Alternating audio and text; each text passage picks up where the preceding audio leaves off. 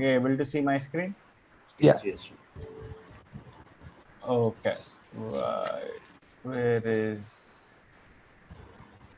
Let me show you an integration which I built. See.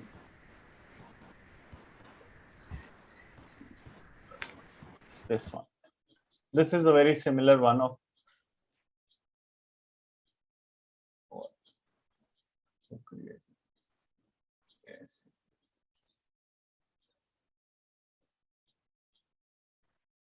Right. Okay. This is something interesting and you will love this one. I will share this CLAR with you. Are you guys able to hear me? Yeah. Yeah. Okay. So this is a very simple one, right? But it's related to finance. Okay. But concept is the same. I think you can keep this for your future reference, right? And I'll Okay. share this CLAR with you. It's a very good CLAR. Okay, so what is this? The requirement is that there will be a file, right, on SFTP.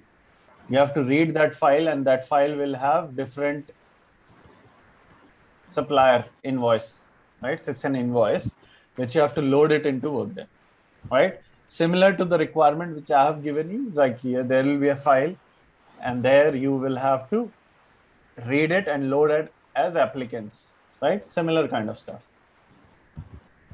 Okay. Also, the requirement is that you need to do an error handling, in the sense, generate a log file of if there is any error for a particular record and all that, right? Now, let me, this was, where is that? Let me miss.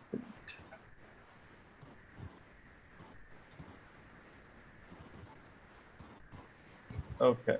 So say this one is like this. So you have supplier ID, you have no invoice ID, then you have supplier ID, you have amount, amount, you have company, something like that, right? And Yeah. here invoice ID is 1, supplier ID is S1, amount is 22, company is X1. Then again, supplier ID is 1. So an invoice can have multiple lines, right? Okay. Right. So a basic concept of an invoice is, in financial word, supplier invoice. Suppose you are purchasing something from a supplier, right? For example, say the supplier is Dell. Now you have bought 10 printers, 20 laptops, right? So Yeah. they will send you an invoice where it will have 2 lines. So first line will be printers, quantity 20, total amount this Yes. much, and then second line will be something and all that, right? So it's like that. Yeah. Right? And then say invoice 2, which is supplier 3 and something like that, right? So when we load into Workday, this is one invoice because the ID is the same, right? Invoice ID is the same. Yeah. Yeah. So that means we have to group it.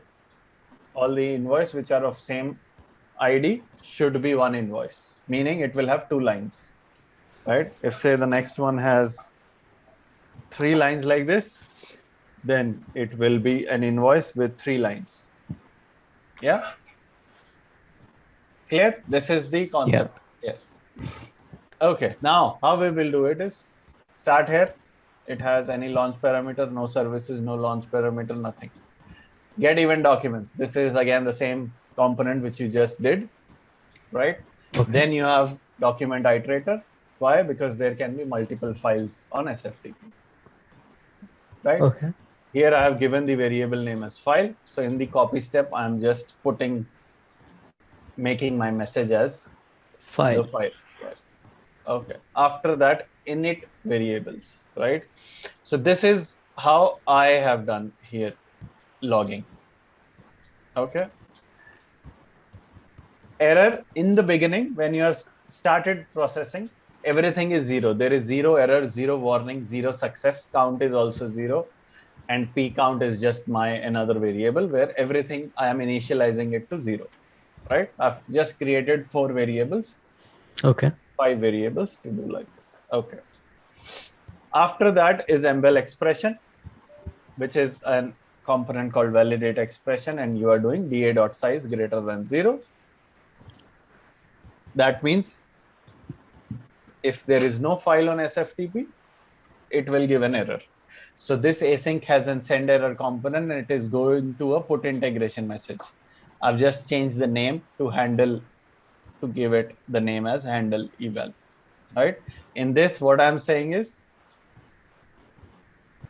so the way this work is, it executes this. If it is true, then it will go to the next component. If it is false, then this is the error message, meaning this one will become your context.error message. So this failure message, you're overriding it. Okay, and here is this, whatever you will give, it will give that. No files retrieved from SFTP. So here, if I write this like context.error message, what it will give? It will give me no files retrieved from SFTP, and then this message, file not found. Then after that, okay, if it passes that validation, meaning the file is present, it goes to next, where we are doing CSV to XML conversion. Yeah, simple. Yes. Either you give variable or you keep message, doesn't matter, because after this copy step, our message is the file. So it's fine. I'm just logging it. Again, send error is just making it critical error, while this is just a copy paste error, but you can say error while converting into XML. You can say there will be no error here, but just in case if there is an error, you can handle that, right? So these are the errors where right away critical means integration will fail, right? So these are the, because say if there is no file, integration should fail. Yeah, so that's what is happening till now. Okay. Then is next is eval. So eval, here there is this p count variable where what I'm doing it parts of 0.xpath.count of root/row. So this count of root/row tells me how many times row exists. In short, it is telling you how many rows are there. So that's why this count variable is, you are doing the splitter, right? Root/row. So if you are getting 50 files, so 50 is the count of root/row. So that's what it will give. For you, this value will become 50. Okay. Right. Then comes ML expression. Again, here I am now checking that this p count should be greater than 0. If it is less than 0, or if it is equal to 0, that means there is no data in the file. The file is empty. Okay. Correct. So that's why here it is saying context.error message, which will be this one. No data in the input file. Okay. Yeah. Ideally, it should be critical. Because if it is critical, meaning integration will stop then and there. If it is completed with error, if it is completed with error, integration will execute that. Yeah, right. It will give error, but it will move forward. Similarly, if it is warning, it will give a warning, but it will again process the next steps. So in only case, in critical, it will stop. Right? It stops then and there. Yeah. Right. So we'll see that. Okay. Right. Great. Okay. After that, now it has passed this. That data is there. Now I have XSLT. Now this XSLT step will work on what? What is the input to this XSLT? It's the output of this CSV to XML. Right. In your case, Parag, it is that full XML. root and multiple rows you are there, right? So this one will Yeah. come here. Now why I am doing it here is because of this scenario. I want to group all into this. So my thing will be, what will happen here is like this. So you have your XML version and blah blah blah, right? And then you have root, then you have row or some like right. Where is that? Why is it row, and then in the row you will have multiple, right? Say I have invoice ID, then I have, why does it do like this? Supplier, and then amount, and then it will end, right? And after that again there will be another row,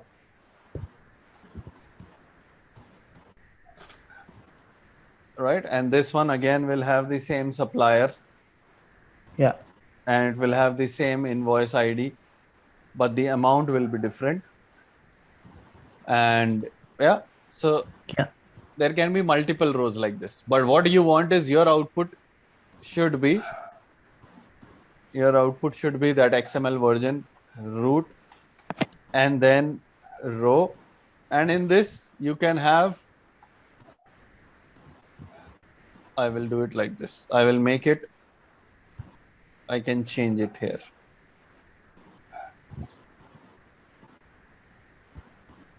Supplier, or say invoice. In invoice, there will be some header, right? So if you see here, supplier is common. Yeah. So that one will be in the header, but amount, supplier, and invoice ID both are common, right? For one invoice, there will be one ID and one supplier. But Yeah. since there will be 2-3 lines, amount can be different. And then there will be other fields which are different, right? So I'll now, if you see here, okay, template match root. Yeah.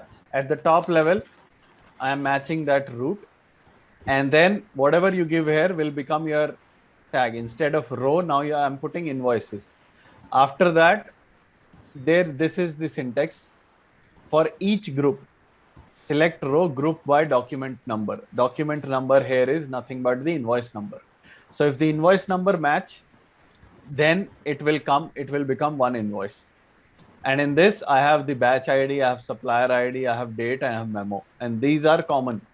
So for all the invoices which are having the same number, select this one, and then it will have multiple this, because now it is saying a loop here for each current group, meaning for each for each row which is having this document number, have your like cost center, spend category, and the amount. This is a logic. You can forget about this logic, but you can check the syntax. Here I'm checking if and else. It was a business requirement that, okay, if the document type is 1, it is debit amount. If the document type is 5, it is credit, debit, credit, and all that stuff, right? So, but this is how you do grouping. You do a group by which field you have to group, and then for each current group, you can just select. Do you have like XML for this XSLT? I doubt, because my thing here is from this one, but I don't have it. It was very long back. Okay. But it is simple. It will have root / row, and then different fields, like you have employee ID. Your employee ID here, you can compare it to document number. Okay. right? And the other stuff, say for example, in your file, suppose in Okay. your file there is thing that each employee will not have one row, it can have multiple Yeah. rows, Yeah. right? So what you will do is you'll group by employee number, Employee ID. Mm-hmm. and then there will be, and then you're saying your tag will be employee instead of this invoice, it will be employee. Then you will have inside this employee First name, ID, last name. Yeah. yeah, employee ID, first name, last name, and then the things which are repeating, which are like distinguishing between that, right? So if say you have 3 rows, in those 3 rows there will be key fields, right? Employee ID is key, first name is key, last name is key, because these three will be same. Suppose there are other columns which are like amount, or say the payment, the pay, the salary can vary. So for example, if you're getting it for a quarter, an employee will Yeah. have 3 rows, for one for March salary, Feb salary, and that one. So those are the 3 things which will be different. So what you'll do is for each select employee ID, the top one are the fixed values, and in this one, these are the things which are changing. So it'll have employee, and then you can put another like employee lines, and Okay. inside that you can put your different columns, different tags. That's how it will be. Okay, so now what happens is after this XSLT, what will happen is, suppose before I had 100 rows. Now after this XSLT, my 100 rows will get decreased, right? Suppose in your file you have 50 rows now, but say some employees will have 2 rows, some will have 3 rows, right? After this XSLT, because it will group them up, your rows will decrease, right? From 50 it will become, might be 30. Yeah. Yeah. Then I'm doing the splitter. Why I'm doing splitter now is because I know now I have invoices unique invoices per supplier, right? So I have these local outs, call splitter, I do declaration in workspace, it comes here, split. This is again, I'm doing that count here, right? Count of invoices/invoice. Now it is giving me the count of new XML which got generated after this, right? Here, if you see, I'm doing count of root/row. So if you consider your file, this will give you 50. But then if you're doing it here after this XSLT, this count will be 30, because it combined all those employees which are having duplicate or multiple rows. Now it is giving me only 30 rows because there were 30 employees. Those 30 were having duplicate rows. So it has Okay. now, after the grouping, it has done this. Okay. Okay, now there is this splitter, which is now instead of root row, because I have changed my XML. That's why here it is invoices/invoice. Okay, after that is eval. What eval is doing, because your splitter will give you now each fragment of XML, right? One by one. So now say if there are 30 ones, it will give one by one each. So what I'm doing is now I'm storing my variables. So invoice ID, batch ID, supplier ID, date, description, whatever is there in the XML, I'm just storing them in a variable. Okay. Okay. And then now I'm not using this router here, but in your case, it can be. Say if the requirement is, if in your case, consider it to be the employee data, right? So you have all that data, employee ID, first name, last name, date, and employee status, for example, which is active, terminated, or on leave, something like that, right? Now you need, the requirement is, if the employee is active, you have to do some updates. If it is terminated, you have to do some another update. If it is on leave, you have to do some other update, right? So there are 3 flows. Then in that case, you will use a router, and you can have this route as MBEL strategy, and you put your props of employee status is equal to A, which is active. Then what should happen? If it is inactive, what should happen? If it is on leave or terminated or whatever. So that's how you do a routing. Okay. Got it? So say in this case, I'm not doing. After that, it comes to here, call supplier invoice. What here it is doing is now I have all my variables populated. I am populating the web service. This is the web service, which is from resource management. And it is, let me show you this XSLT. By the way, to open the XSLT, where is it? You click on that XSLT and this one, open the file. You click on that and it will open that code for you. Okay, so the web service is submit supplier invoice. Okay, this is the, in your case, Terminate or like something. whatever, hire, terminate, or change something and all that you will use. Now your question should be that we have used write step, right? In write step, you put the web service request and then just update it, the variables there, right? Why do we use XSLT here? Okay, so the reason for that is because in this I needed to do some extra thing. Why? Because for loading an invoice can have multiple lines, right? Some invoice can have 2 lines, some invoice will have 3 lines. Yeah. How will we know? If I put it in a write step, it will be hard coded stuff, right? I don't know for should it be 3 lines, because this is the one invoice line part which has to be repeated.